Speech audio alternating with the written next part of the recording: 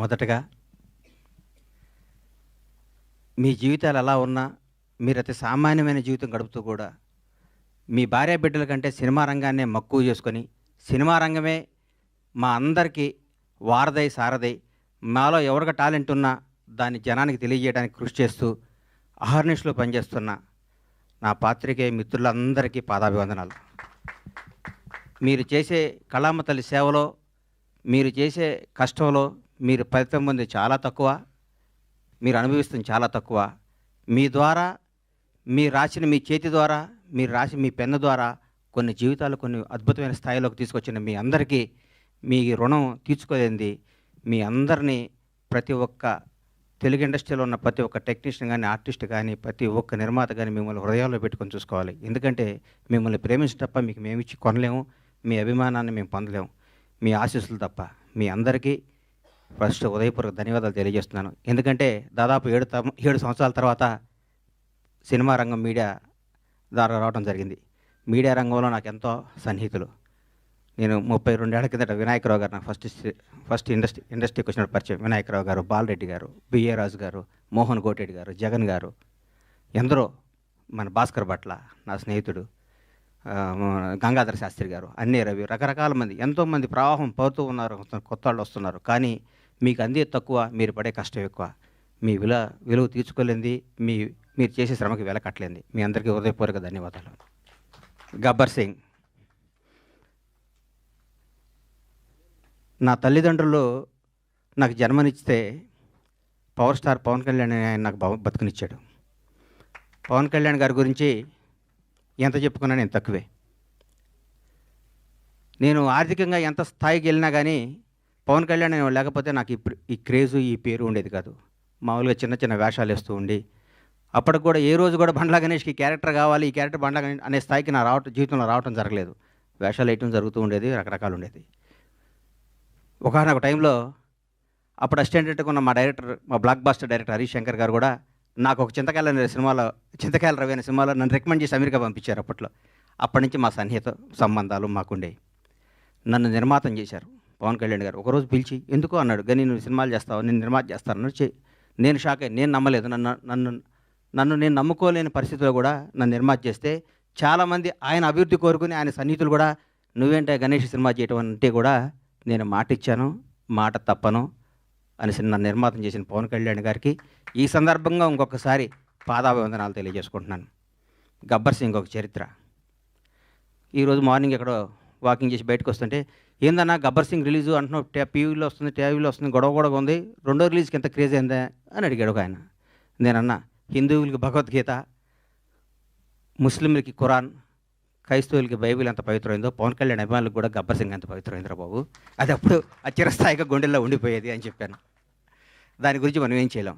ఈ సినిమా అణువణువున ఏ బ్రహ్మ ముహూర్తాన భగవంతుడు ఈ ముహూర్తాన్ని క్లాప్ కొట్టించాడో కానీ ఏ బ్రహ్మ ముహూర్తం హరీష్ శంకర్ గురించి చెప్పాలి.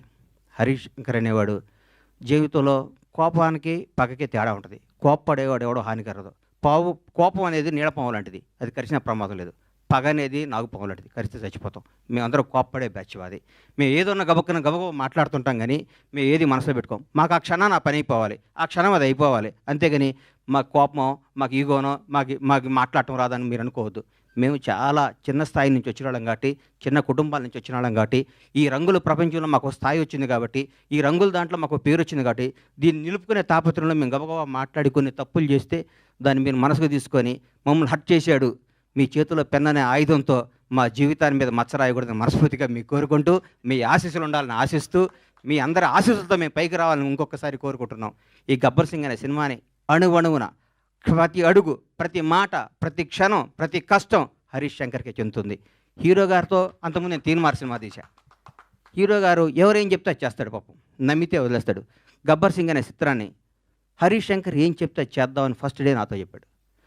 బాబు నేను షర్టు గుండీ లిపితే పోలీసు అడిగిపోతాడా అని అడిగాను నేను ఒకరోజు.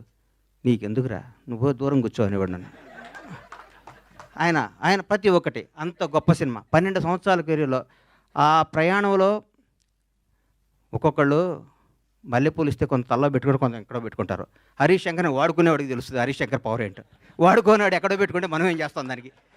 ఇప్పుడు మల్లెపూలు ఉంటాయి, కొందరు తలలో పెట్టుకుంటారు, కొందరు దేవుడి దగ్గర పెడతారు, కొందరు ఇంకెక్కడో పెడతారు. మా హరిశంకర్ అనే ఒక డైమండ్ని ఎక్కడో పెడుతున్నారు. హరిశంకర్ అనేవాడు నాకు వస్తే, హరిశంకర్ అనేవాడు ఎక్కడిదే ఆ పువ్వు అనేవాడిని ఎట్లా నేను చూపిస్తాను. నేను హరిశంకర్ అనేవాడిని అద్భుతంగా ఒక సీసాలో ఒక అద్భుతమైన సీసాలో సారా పోతే సారా సీసా అవుద్ది, పాలు పోతే పాలు సీసా, అమృతంతో అమృతం సీసా అవుద్ది. హరిశంకర్ అనేవాడు సీసాలు అంటాడు. ఆ సీసాలో అద్భుతమైన సినిమా కథ చేసుకుంటే హరీష్ శంకర్ తెలుగు ఇండస్ట్రీలో రాబోయే 25 ఏళ్ళు డైరెక్టర్గా నంబర్ 1గా ఉంటాడు. నాకు తెలుసు హరీష్ శంకర్ అంటే ఏంటో, నాకు తెలుసు. పవన్ కళ్యాణ్ గారి గురించి ఏం చెప్పమంటారు, ఎందుకు చెప్పమంటారు, ఎన్నేం చెప్పమంటారు.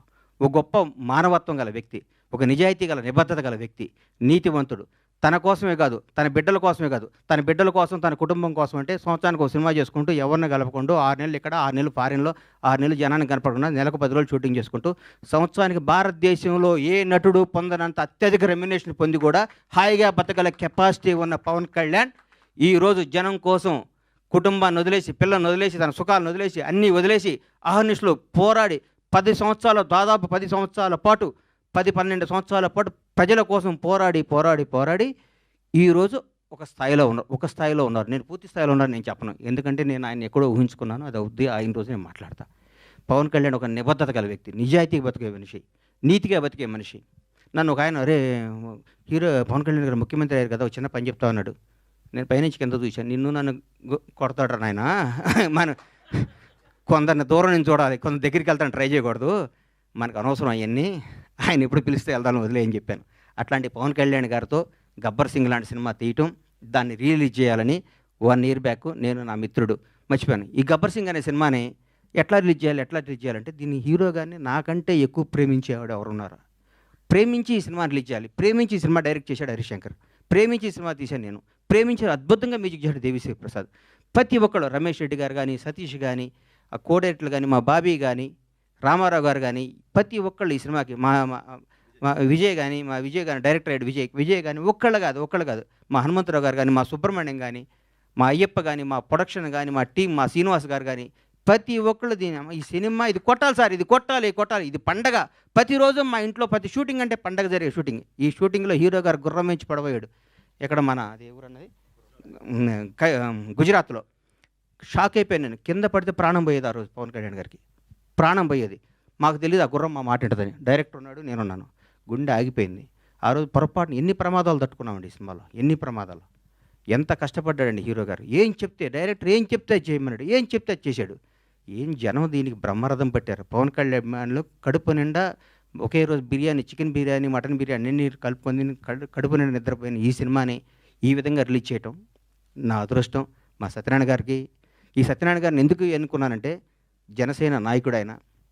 పవన్ కళ్యాణ్ గారిని నాకంటే ఎక్కువ అభిమానించేవాడు, పవన్ కళ్యాణ్ గారిని నాకంటే ఎక్కువ ఉన్నత స్థాయిలో చూడాలని గొడవ కూడా చేసేవాడు. అట్లాంటి ఆయన చేతిలో ఈ సినిమా పెడితే అద్భుతంగా ఉంటుంది. ఈ సినిమాని ప్రతి ఒక్కరూ ఈరోజు రిలీజ్ అయిందనే విధంగా చూసే విధంగా ఈరోజు ఇంత క్రేజ్ రావటం అంటే, గబ్బర్ సింగ్ రిలీజ్ అప్పుడు ఎన్ని ఫోన్లు వచ్చినా అన్ని ఫోన్లు వస్తాయి, నాకు టికెట్లు అని. నేను థియేటర్లకు ఫోన్ చేసిన టికెట్లు, సార్ ఇది సెకండ్ రిలీజ్ అని మేము ఆల్రెడీ అన్ని పెట్టేస్తే మొత్తం అయిపోయినాయి సార్, మాకే టికెట్లు లేవంటున్నారు వాళ్ళు. నేనేం చెప్పాలి, నాకు అర్థం కావట్లేదు. థియేటర్లు పెంచుతున్నాం, అద్భుతంగా చేస్తున్నాం. ఇది సినిమాని ఇంకొకళ్ళు రిలీజ్ చేయాలంటే కూడా గబ్బర్ సింగ్ అంత కలెక్షన్ రావాలని అనుకొని రిలీజ్ చేసే స్థాయిలో ఉంటుంది ఈ సినిమా రిలీజ్. ఇంకా ఏ సినిమా రిలీజ్ గబ్బర్ సింగ్లా కలెక్ట్ చేస్తండి అని ఏ సినిమా అయినా ఈరోజు తెలుగు సినిమా రంగం, భారతదేశంలో తెలుగు సినిమా రంగం వైపు చూస్తున్నారు.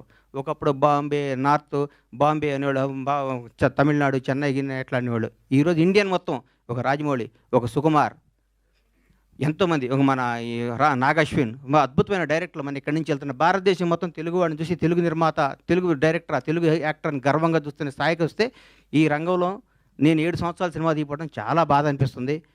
నేను తప్పు చేశాను, నన్ను క్షమించాలి. నేను సినిమాలు తీస్తా, నేను సినిమాల్లోనే పుట్టాను, సినిమాల్లోనే ఉంటాను. సినిమానే నా వ్యాపకం, సినిమానే నా జీవితం, సినిమానే నా ఆశ. బ్లాక్ బాస్టర్ల సినిమాలు తీస్తా, బ్లాక్ బాస్టర్స్. ఇండస్ట్రీ మొత్తం బండ్లాగానే పరమేశ్వర ప్రొడక్షన్స్ అంటే ఏందో మళ్ళీ చూపిస్తానికి అదే సంకల్పంతో బతుకుతానని మీ అందరూ ఆశీస్సులు కావాలి, మీ అందరూ అభిమానం కావాలి, మీ అందరూ ప్రోత్సాహం కావాలి. ఎక్కడెక్కడ నేను చిన్న తప్పులు చేస్తే నన్ను క్షమించి నన్ను రెక్టిఫై చేయాలి, కానీ దాని మీద రాయకూడదు మీరు. అది నా విన్నపం. ఎందుకంటే వీడు దొరికాడని రాస్తారు, అది నా విన్నపం. అందుకే థ్యాంక్ యూ. ఈ సినిమాను ఆదరించి మళ్ళీ ఈ సినిమాకు వచ్చే కలెక్షన్స్ బిత్తరపోయే విధంగా ఉండాలని మనస్ఫూర్తిగా కోరుకుంటూ, ముఖ్యంగా పవర్ స్టార్ అభిమానులకి మనందరికీ నేను చెప్తున్నా, ఇంతకుముందు పవర్ స్టార్ పవన్ కళ్యాణ్ గారు మనం ఏం చేసినా పవన్ కళ్యాణ్ అభిమాని ఎగిరినా ఒక న్యూసే, తగ్గిన న్యూసే. ఇప్పుడు నేను చెప్తున్నా, గౌరవ ఆంధ్రప్రదేశ్ రాష్ట్ర ఉప ముఖ్యమంత్రి, జనసేన నాయకుడు, ఈరోజు భారతదేశాన్ని పరిపాలిస్తున్న ప్రభుత్వంలో ఒక కీలక పాత్ర పోషిస్తున్న మహోన్నత వ్యక్తి. మనం థియేటర్లో చాలామంది థియేటర్లు ఎందుకు ఇవ్వట్లేదు అంటే, బాబోయ్ మీ పవన్ కళ్యాణ్ ఫ్యాన్స్ మా సీట్లు ఎరగొడతారంటున్నారు. మీ అందరికీ చెప్తున్నాం సార్, ఎగ్జిబిటర్స్ అందరికీ, మా పవన్ కళ్యాణ్ ఫ్యాన్స్ ఇంతకు ముందు కాదు, క్రమశిక్షణ గల వాళ్ళు, మీ సీట్లు ఎరగొట్టరు, ఆనందం తెలియజేసుకుంటారు, మీకు ఏ నష్టం చేయరు. దయచేసి మాకు థియేటర్లు ఇవ్వండి. దయచేసి చేతులెత్తి నమస్కరిస్తున్న ఎగ్జిబిటర్స్ అందరికీ థియేటర్స్ ఇవ్వండి. పవన్ కళ్యాణ్ ప్రతి ఒక్క అభిమాని సెప్టెంబర్ 2వ తారీఖు నాడు ఉదయాన్నే గుడికి వెళ్తాడు, 11 థియేటర్కి వెళ్తాడు. ఇది కన్ఫర్మ్. గుడికి వెళ్ళి పవన్ కళ్యాణ్ 100 ఏళ్ళు బతకాలనుకుంటారు, థియేటర్కి వచ్చి పవన్ కళ్యాణ్ ఉత్సవాలు చూసుకుంటారు. ఈ రెండింటిని మాత్రం మీరు మమ్మల్ని నిరుత్సాహపరచొద్దు. దయచేసి ఆంధ్రప్రదేశ్లో ఉన్న తెలుగు రాష్ట్రాల్లో ఉన్న ప్రతి ఎగ్జిబిటర్కి చేతులెత్తి నమస్కరిస్తే రిక్వెస్ట్ చేస్తున్నా, థియేటర్ ఇవ్వండి. మీ థియేటర్ పవన్ కళ్యాణ్ ఫ్యాన్స్ తరపున, పవన్ కళ్యాణ్ అభిమానుల తరపున, ఒక అభిమానిగా, పవన్ కళ్యాణ్ భక్తుడుగా నేను మీ అందరికీ మాటిస్తున్నాను, మా వాళ్ళు థియేటర్లు ఎరగొట్టరు, థియేటర్లు ఆగం చేయరు. పవన్ కళ్యాణ్ మనుషులు అండి మేము. మా బాస్ ఇలా ఆంధ్రప్రదేశ్ రాష్ట్ర ఉప ముఖ్యమంత్రి, జనసేన అధ్యక్షుడు, ఇంతకుముందు పవర్ స్టార్ కాదు. మేము మా దేవుడి కోసం మీకు ఏ హాని తలపెట్టం, మేము అభిమానించుకుంటాం. ఈ గబ్బర్ సింగ్ సినిమా తీస్తే మాకు దైవ దర్శనం జరిగినట్టు, కాబట్టి మా దైవ దర్శనానికి మీరు ఆటంకం కలిగించొద్దని రిక్వెస్ట్ చేస్తున్నాం. ఈరోజు ప్రతి ఒక్క కార్యకర్త, తెలుగుదేశం లేదు, బీజేపీ లేదు, ఆంధ్రప్రదేశ్లో ఉన్న జనసేన ప్రతి ఒక్కళ్ళ రోజు థియేటర్లో ఉంటామంటున్నారు. మీరు థియేటర్లు ఇవ్వకపోతే ఎట్లా సార్? ఇవ్వండి, దయచేసి ఇవ్వండి, మమ్మల్ని ఎంకరేజ్ చేయండి. Thank you.